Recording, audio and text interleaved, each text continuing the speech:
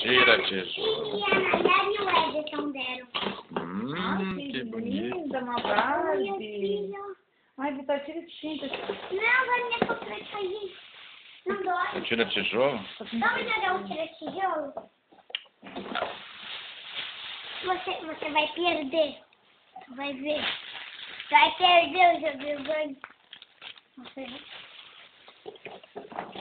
O tira tijolo? Sabe como que é esse jogo? Como que é? É assim, ó. Tá vendo isso daqui, ó? É assim. Ó, tá vendo essa pazinha? Tem duas palmas amarelas e uma verde. E a gente tem que tirar o tijolo sem o bonequinho cair. Não pode deixar ele cair. Quem deixa ele cair, perde. Isso, né?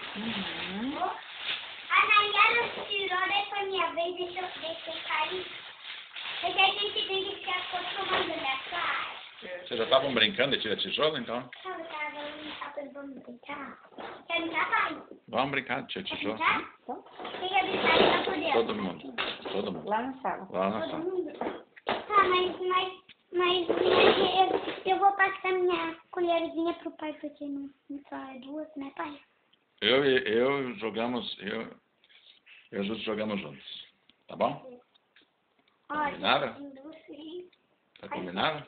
Tá bom.